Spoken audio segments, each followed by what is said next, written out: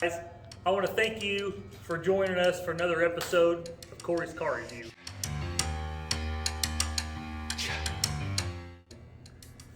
The car I'm getting ready to show you is very special to me because I had one just like this in high school. It brings back a lot of high school memories.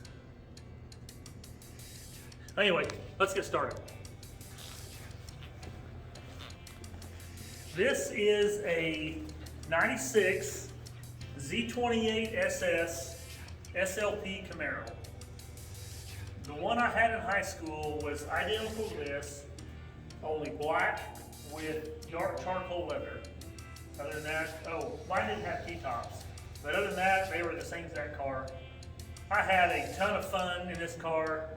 I only had it 6 months, but in those short months, I made a lot of memories. And in fact, someone that is going to help me talk about some of the memories because he was involved in it is my dad. And as you can tell, we're in the shop again. This is kind of our go-to place the last minute if it's windy because it's always clean. You can drop food on the floor and eat it and no big deal. So this is his shop. He's got an oil change business, Steve Service. And I mean, you can tell how clean it is. It's no problem just to show up any random day because it looks like this all the time, so there's no cleaning. So let's bring him in because I want him to share his side on some of these stories. So one memory that I remember, because it involved both of my cars, was when I had mine for sale. I had bought a 2002 Mustang GT. Me and a friend of mine, Kyle Fox, were driving. Brand new. Yeah, brand new. This was I bought my Camaro in January of 2002. I bought the Mustang in July of 2002. So just a short period of time I had this car, and I should have ever sold it, but that's another story. So one Friday or Saturday night, me and Kyle Fox are driving around, tearing up the town in this Camaro. It was in storage because we were driving my Mustang, sorry. The Camaro was in storage because I was selling it. My mom didn't want to pull her car out of the garage, so she said, I'm not losing my parking spot, so I got a storage unit for it. My mom and dad decide we're gonna go on a date and let's just take Corey's car because it's in storage. So me and Kyle are driving around, we're at a stop sign, I'm not even paying attention. The car pulls up next to me, and Kyle goes, he hits me in the shoulder, he goes, dude. I said, what? He goes, look. I look over, there's my mom and dad sitting next to me in my Camaro. You roll down the window, I don't know how much of this you remember, but you roll down the window, and I remember you saying, don't let this old man beat you in your own car. And I heard you rev it up. I revved the Mustang up. They're both, my Camaro was 6-speed, my Mustang was 5-speed. Put it first, the light turns green. We both dumped the clutch and there's smoke going everywhere. And all I could see is the taillights of that Camaro getting a little bit further away, a little bit further away. And then Kyle, right before the light turned green, I remember Kyle, had one hand in the cup holder and the other hand on the door panel, and he was laughing so hard because he knew what was getting ready to happen. And man, he gave me a hard time about that for a long time. And I felt like I won either way because I got beat by my own car, but I just would rather been the one driving the car that won. The Mustang, as good as they are, didn't have a chance against that Camaro. And I honestly thought that with that Mustang being brand new, I thought, oh, it's got a chance. And now off the line, they were fine. But I think when I got into third is when you started pulling away. And then when I went to fourth, I gave up. From what I remember, it's pretty much the same thing. But what I remember is by the time I hit second, I already had you by a couple lengths. Oh, you may have it. That's what I remember. But we had fun We had fun in that car. I remember coming home that night and you were grinning and all you said to me was, damn, that thing's fast. Yeah, I remember doing a burnout up on Grand in it. Oh, did you? Yeah, I wasn't there. There was a group of kids over by the fountain at 6th and Grand. There was a group of kids over there, and I thought, I just got to do a burnout. So I lit them up right there. Well, this is Corey's tire, and this is Corey's tank of fuel, so why not? Well, if I break something, it's telling him. So. Another story that I know that you're involved in, because I remember you were the one that answered the phone. My junior year, I went to an auto mechanics class at Pioneer Tech out here, and they had a dyno. Some friends of mine wanted me to bring the car out, because we were going to dyno it, and they wanted to look at it. So I showed them some pictures. Came home, got the car, took it to Votech, and we didn't put on the dyno because it was too busy. When we were leaving, they all wanted me to get on it and do a burnout. So it's a great big parking lot. It was after school, everybody's leaving. So I do a burn. I dumped the clutch at first, but I had the wheel turned, and I was trying to get it to go straight, and it ended up doing a donut, and then I took off. No big deal. Of course, I could hear them all screaming and hollering. That night, the phone rings, and you answered the phone, and I don't remember exactly, I don't know that you even said that much. I just remember you saying, oh, we did? When you got off the phone, and that's when you told me that was the principal of Pioneer Tech. This was a Friday before spring break, so we still had April and May to go. And he called and said that he saw me out of his office window doing the donut in the parking lot. And do you remember what he did to me? He, I think, if I remember right, he banned you from driving the rest of the year. And I had to ride the bus. Yeah. I remember that, yeah. Yeah, he revoked my driving privilege to Votech when we got back from spring break to the end of the year. And man, those guys every day would make fun of me. Where's your car at? Where's your car at? How come you're walking? Yeah, of course I had to act serious because it involved you, but all along I was just laughing because that was everything that I used to do.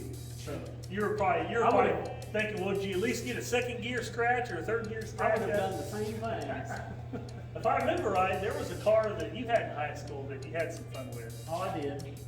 Yeah, but that's another story. Well,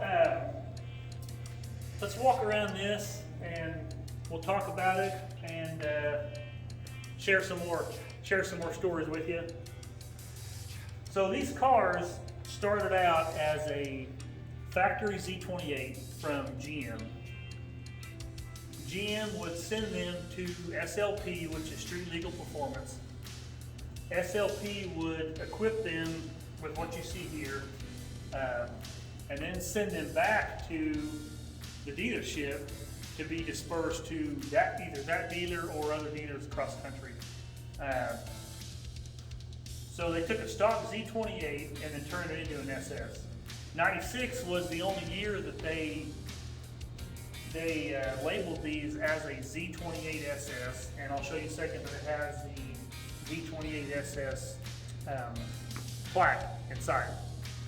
And then there were a few early, like the first 40 or 50 97 SSs that had that plaque. So SLP would equip these with a ram air induction system, the ram air hood, the rear spoiler, the rear SS spoiler with you can tell it's got this lip on it.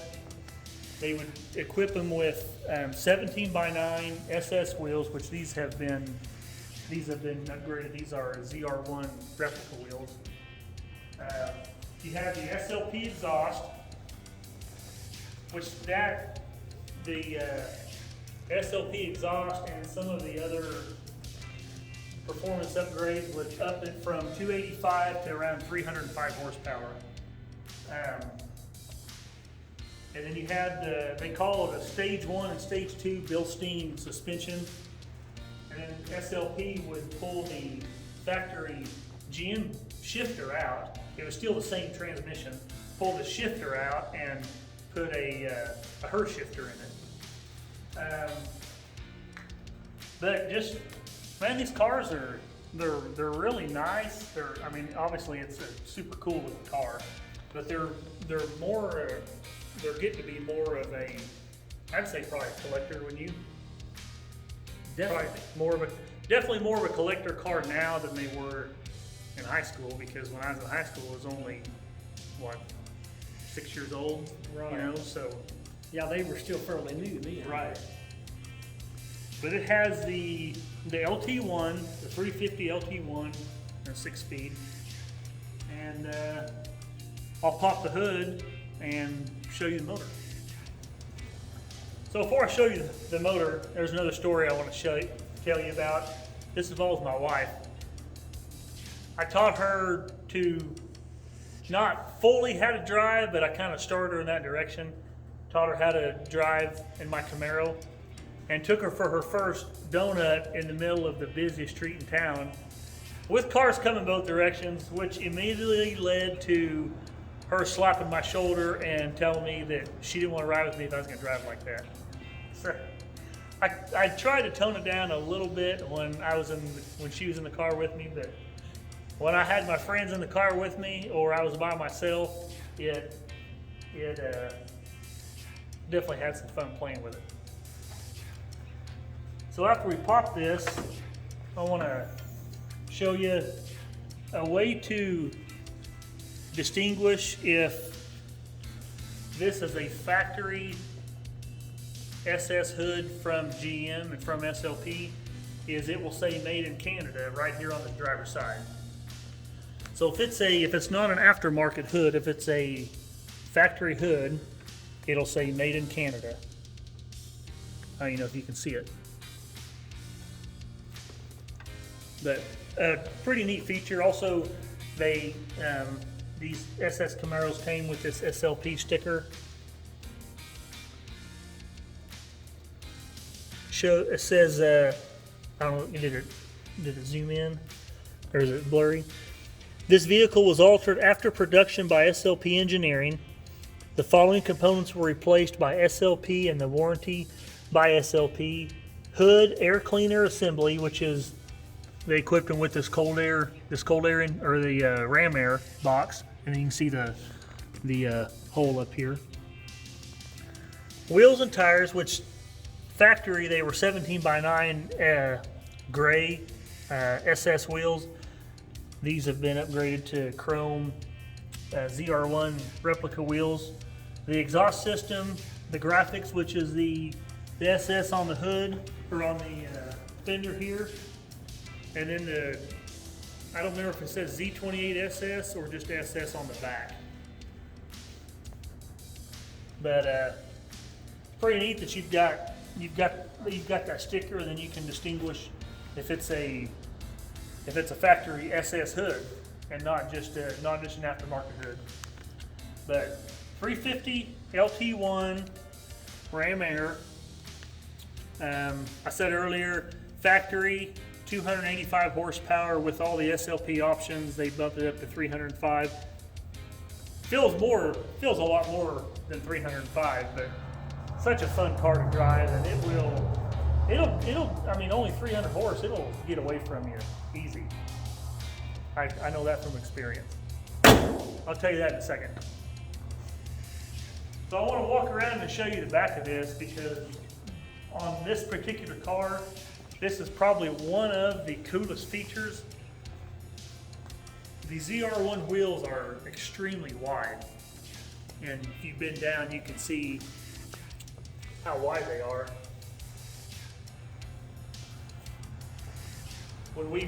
After I bought this, we brought it home, we raised it up on the lift. I went to go put air in the tires, and the valve stem was at the top. I went to go take the wheel and move it, and it wouldn't move, and I thought something was locked up with the rear end. Looked up underneath of it, and tires these wheels are so wide that the rubber on the inside of the tire was rubbing on the bump stop on the body. That's how wide these tires are. Now, obviously when it's down like this, it clears it no problem, but when you raise it up in the air and you've got the travel and the suspension, those tires are, that's how tight it is. Now we walked around it, showed you the outside, let's show you the inside. This is the Z28 plaque I showed you that only the 96s had, and some few super early 97s, and then after that they just labeled it as an SS. But you can see this is car number 659. Oh, another option, these aren't the factory floor mats, but they came out, the factory floor mat said Z28SS, and it was a logo just like what's on that plaque. But I mean, you can see how super clean the interior is, how super clean this back seat is. I never let anybody sit in my back seat. In fact, my wife, we were dating, I said this in 2002, her brother was, her youngest brother Andrew, he was 4. He's 24, 23 now. He still, to this day, will bring up, him and his brother wanted me to give him a ride. Well, my wife was with me, and I didn't want to put anybody in the back seat. So I gave him a ride one at a time, and he still talks about that to this day.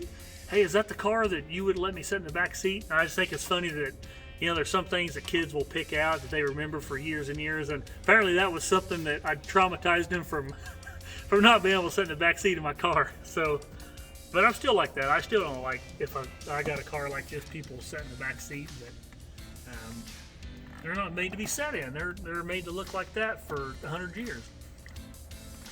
Well, let's hop out. I showed you the outside and the inside. I want to share some numbers with you, and we'll fire it up and go take it for a ride. So before we fire this thing up, you can listen to it. We'll go drive it, possibly have some fun with it. There's some numbers that I found that I want to share with you. In '96, there were 2,410 between US and Canada models that were built. Out of those 2,410, 2263 were US, 147 were for Canada. 1,309 were coupes with T-tops. Out of those 1,309, only 370 were the Arctic White, like this one. Out of 370, there were only 195 that were equipped with T-tops. And out of those 195, there were only 118 that had the 6-speed. So that's some pretty cool numbers. So technically, this would be one of 118. How many of those 118 are still around? I don't know, because you get someone buy a car like this new.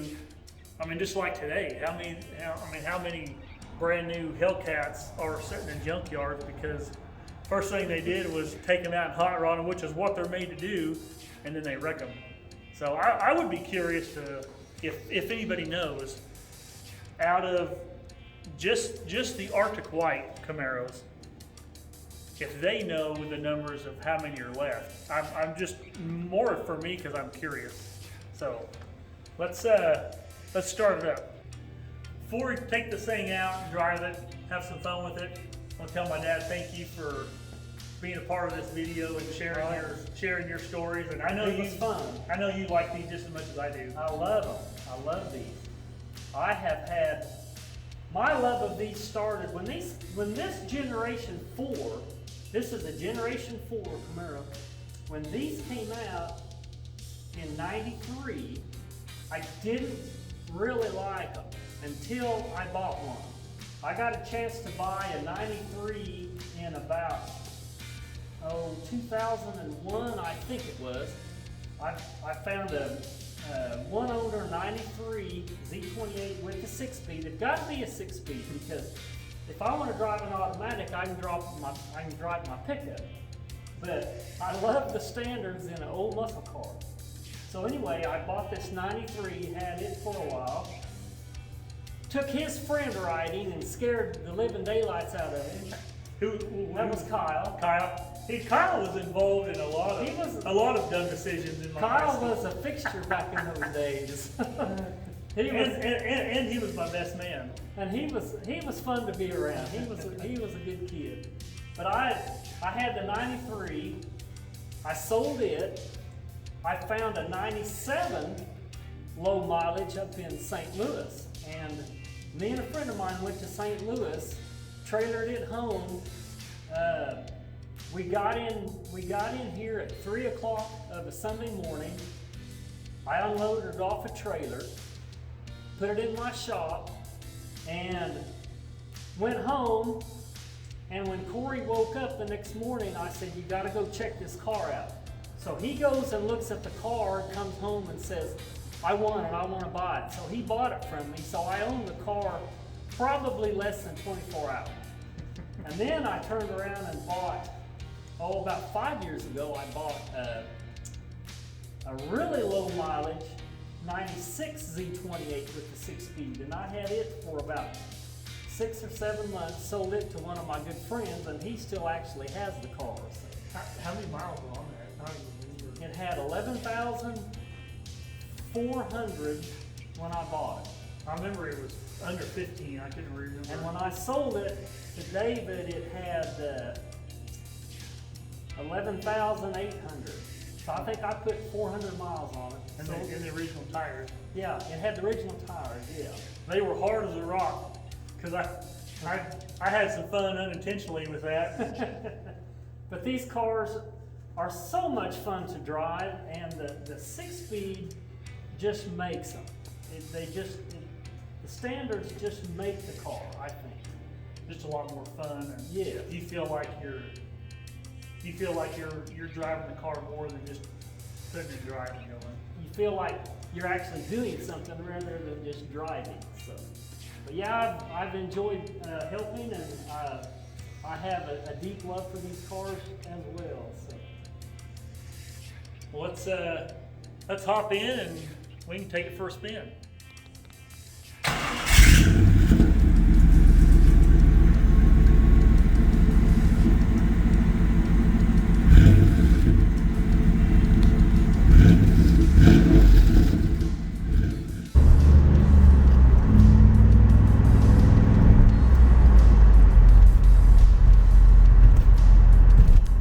It could definitely be a little louder, but then you would lose the factory SLP muffler.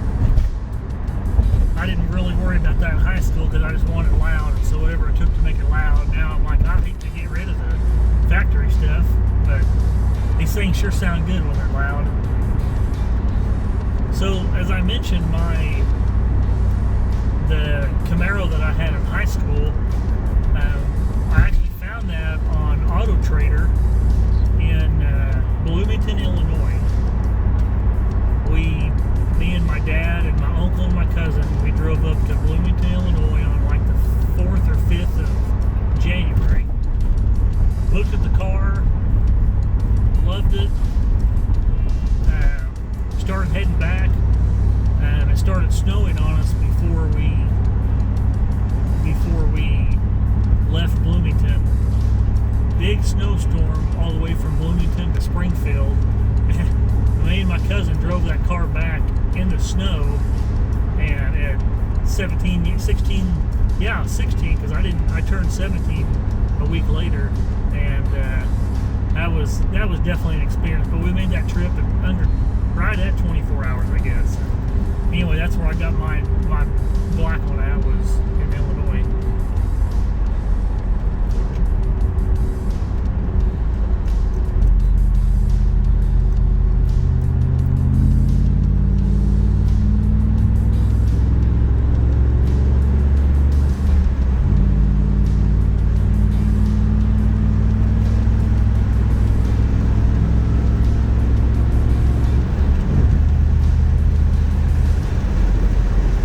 Shut it down because we're jumping the stop sign. That was all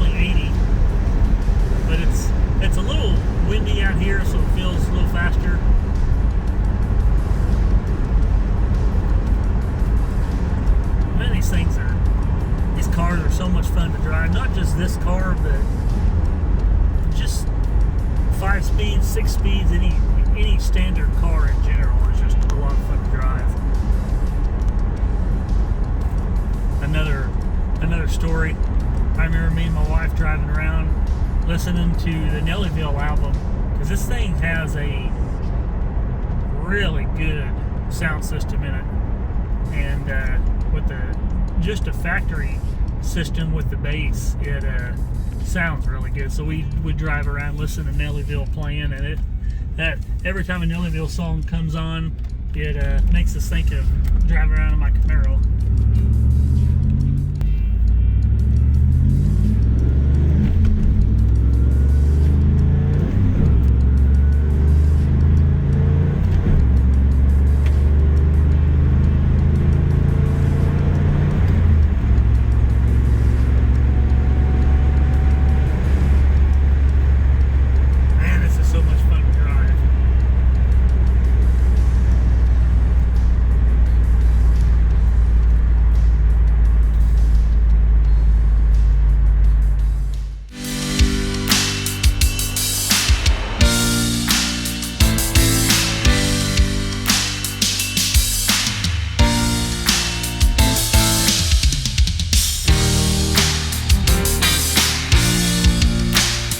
Guys, I hope you like watching this video. Do me a favor, subscribe to this channel so you get notifications when we post a new video. Make sure you like it and you share it with all your friends so they can see cool cars like this. Thanks for watching, and I can't wait till next time.